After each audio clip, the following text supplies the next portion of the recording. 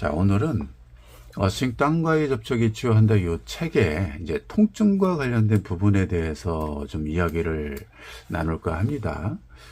보통 이제 우리가 어싱을 하면은 이제 자기도 모르는 사이에 서서히 그 전에 아팠던 부분들이 이렇게 감소되는 것을 많이들 느끼신다고 해요.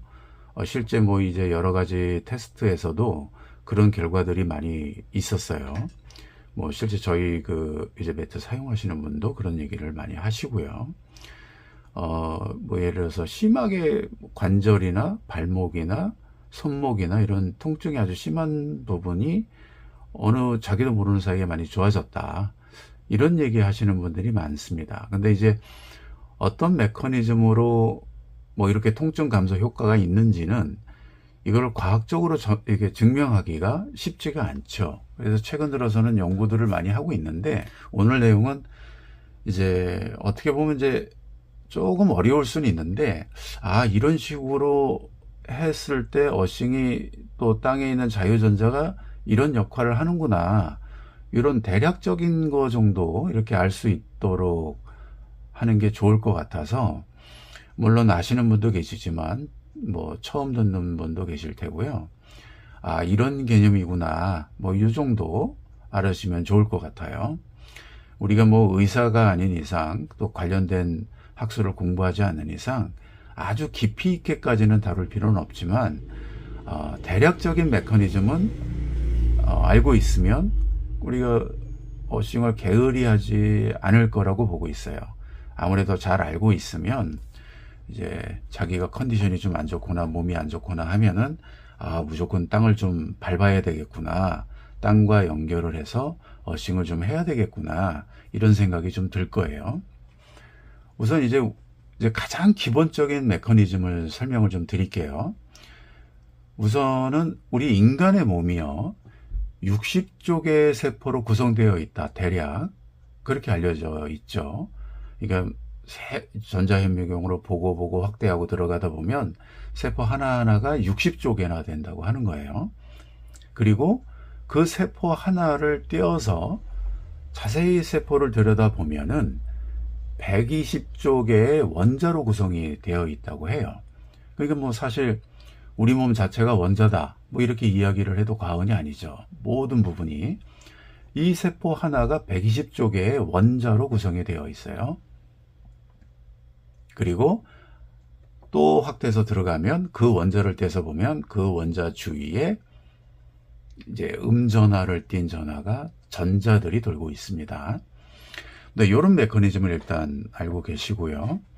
자, 우리 몸에서 누가 이렇게 다쳤어요. 아니면 뭐 우리가 수술을 크게 하거나 심하게 다치거나 아니면 뭐 진짜 병원체, 뭐 바이러스 감염, 뭐 이런 것 때문에 이제 염증이 발생이 되잖아요. 몸에 염증이라는 거는 뭐 잘 아시는 것처럼 이게 나쁜 말은 아니에요.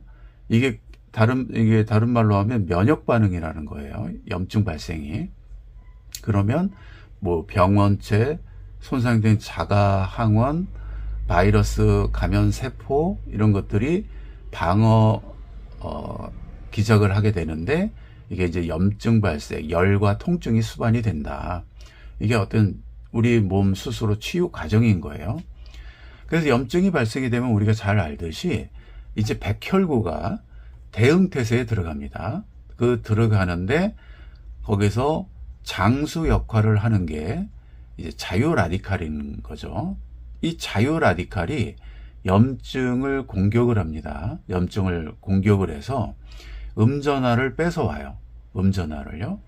그 음전하를 뺏어오는 이유는 이 자유 라디칼은 양전하를 띤 분자입니다. 그러니까 양전하를 띠고 있어요, 이 자유 라디칼이. 그래서 음전하를 만나거나 황산화 물질을 만났을 때 얘가 이제 중화되고 안정화를 이룬다라고 이야기를 하고 있는 거예요. 그런데 중화되고 얘가 안정화를 이루는 게 왜 중요하냐?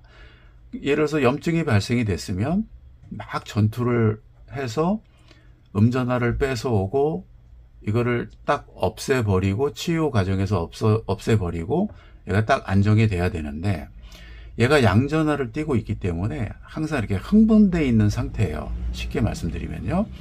그런데 중화되지 않고 안정화가 안 되면 이 정상세포까지 얘가 공격을 한다는 거예요. 그래서 정상세포까지 공격을 하게 되면 얘가 손상이 있게 되고 또 염증이 발생되고, 염증이 발생되면 또 더 많은 자유라디칼이 또 가서 음전화를 뺏어 오려고 또 하고, 이게 자꾸 이제 악순환이 되는 거죠. 이게 바로 만성염증이 되는 거죠. 이렇게 이제 반복되는 게. 이런 어떤 굵직한 메커니즘이 있는 거예요. 우리가 잘 알죠. 만성염증과 관련된 질환들이 아주 많다고 그랬습니다. 이 책에도 옛날에 뭐 한 18년, 20년 전에도 이 만성염증과 관련된 질환에 대해서 이제 설명을 쭉 했었어요. 이 어싱 책에 보면 88페이지에 알레르기, 알츠하이머, 루게릭병, 빈혈, 관절염, 천식, 자폐증, 암, 심혈관 질환, 당뇨 1, 2형, 섬유 근육통, 장질환, 신부전, 루푸스, 다발성 경화증, 통증, 취장염, 건선, 습진. 최근 들어서는 보통 치매, 암, 고혈압, 비만, 뭐 불면증, 골다공증, 아토피, 노화, 천식, 관절염, 난임조산, 뭐 이런 거에도 만성염증에 관련이 있다. 이런 것들이 밝혀진 거죠. 그러니까 이 만성염증이라는 게 굉장히 위험한 거죠. 우리가 뭐 몸에서 이상 있고 무슨 병이 돼 이렇게 되면 이미 이제 만성염증이 많이 이제 진행된 상황이다라는 것을 볼 수 있는데, 오늘은 이제 굵직한 내용에서 이 통증과 관련된 내용을 좀 이야기를 포커스를 맞추고 싶어서 이제 이 촬영을 하는 겁니다. 왜냐하면 이제 어싱을 하면 실제 이제 통증이 많이 감소했다 이런 얘기들을 많이 하시는데, 이런 메커니즘 때문에 이게 통증이 감소한다는 거예요. 근데 이 만성염증이 굉장히 중요한데, 이 자유라디칼이 연관이 되어 있다. 근데 자유라디칼은 중화시키고 안정시키는데 이 전자를 많이 필요하고, 음의 전자를 많이 필요하고, 그 음의 전자는 땅에 지표면에 많이 있다. 그래서 맨발로 땅을 밟는 것 자체만으로도 우리가 음의 전자를 많이 받는다. 그리고 공중에 떠다니는, 지표면에 풍부한 공중에 떠 있는 전자들도 우리 피부가 노출되어 있으면 피부로도 들어온다, 이렇게 보고 있어요.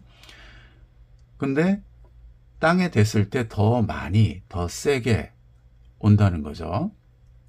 그런데 자유라디칼이 이제 이런 음전화도 필요하고 안정화되기 위해서, 그 다음에 많이 들어보셨을 거예요. 황산화 물질, 황산화제 뭐 이런 거 있죠. 신선한 채소, 야채 이런 데에서. 그런데 황산화 물질과 만나도 얘가 중화돼서 정상세포를 이제 더 이상 공격하지 않아요. 얘가 이제 안정화가 되면요, 중화되면요. 이게 굉장히 중요하다는 거예요. 그래서 이제 우리가 이 만성염증과 어싱과 이게 관련이 있는 거구나라는 것들을 이제 생각해 볼 수 있다는 겁니다. 그래서 통증의 감소도 이제 이 어싱 책에 보면요, 이제 염증과 관련된 부분이잖아요. 이 만성염증과 관련된 통증이요. 그래서 이 어싱 책에도 통증과 관련된 부분에 대해서 이야기를 하고 있어요. 통증과 관련된 이야기를요. 이 표에 대해서 잠깐 좀 설명을 좀 드릴게요. 여기 이제 어떻게 보면 좀 이해하기 어려운데, 요 메커니즘을 잘 이해하고 계시면 도움이 됩니다. 어싱 땅과의 접촉이 취한다 112페이지에 보면은 이걸 설명하고 있어요. 염증이 생기면 백혈구는 즉각 대응 태세에 나선다. 백혈구 수가 증가하는 것이다. 접지되지 않은 그룹은 근육통과 통증 정도가 최고조에 달했을 시점에 해당 부위의 예상대로 백혈구 수치가 대폭 증가한다. 이 그림처럼요. 이는 전형적인 염증 반응이다. 반면 접지된 그룹은 백혈구 수치가 감소했는데 이는 염증이 거의 없고 입증된 바로는 최초로 회복 시간도 단축되었음을 가리킨다. 그러니까 뭐 쉽게 설명드리면 그런 거죠. 외부에서 염증이 생기면 백혈구가 이렇게 대응태세에 되면서 수치가 증가를 하게 되는데, 요 표를 보면 백혈구가 실질적으로 그렇게, 이건 이제 점선은 플라시보, 그러니까 가짜로 접지시킨 거고요. 이게 플라시보, 이게 실제 이제 접지 라인입니다. 이건 날짜예요. 1일, 2일, 3일, 4일.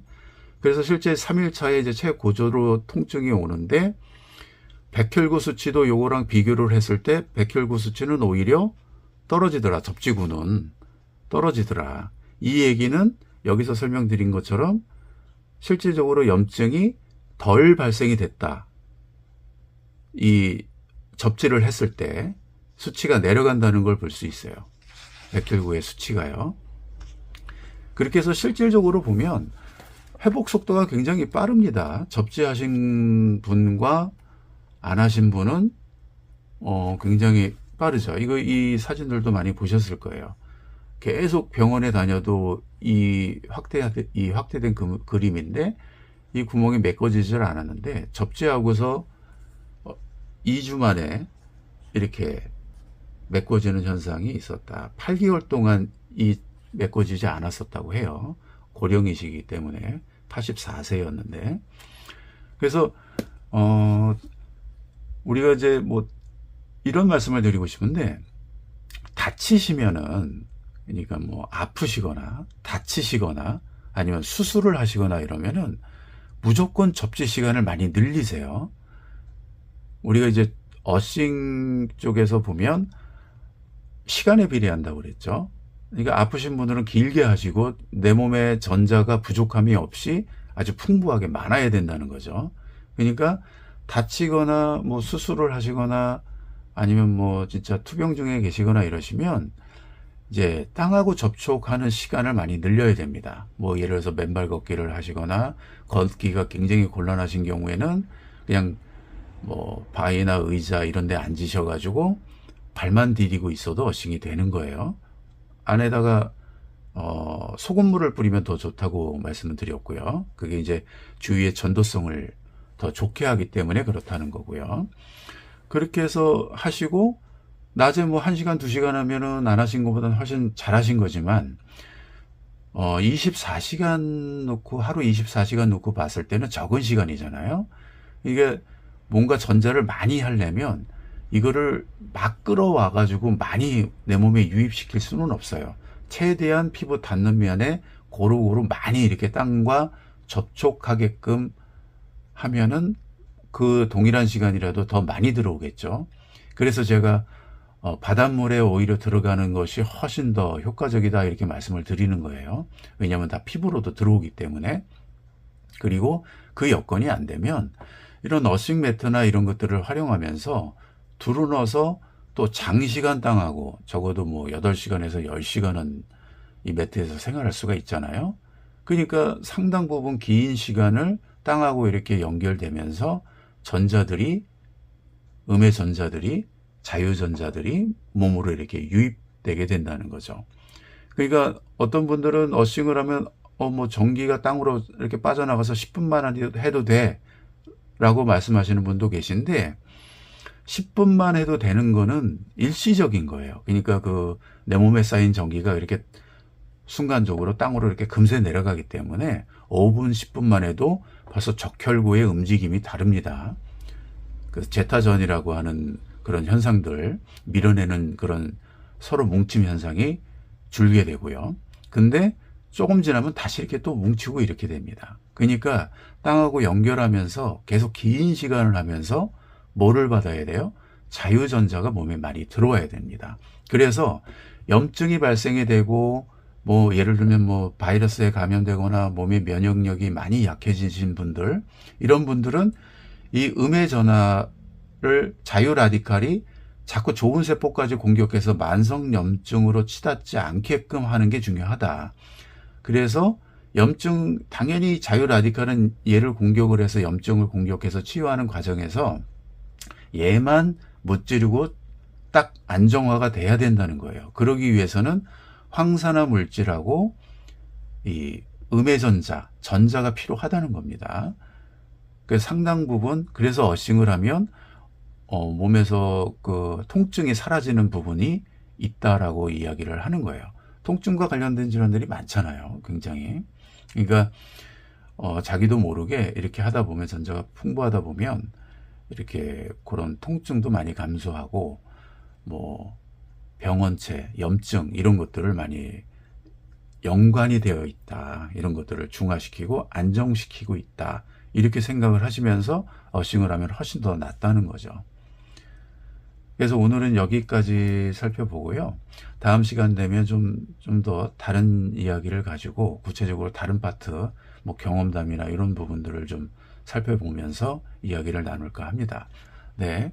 아무쪼록 이제 날씨가 많이 추워질 텐데, 따뜻하게 몸 관리 하시면서 어싱 하시기 바라겠습니다. 감사합니다.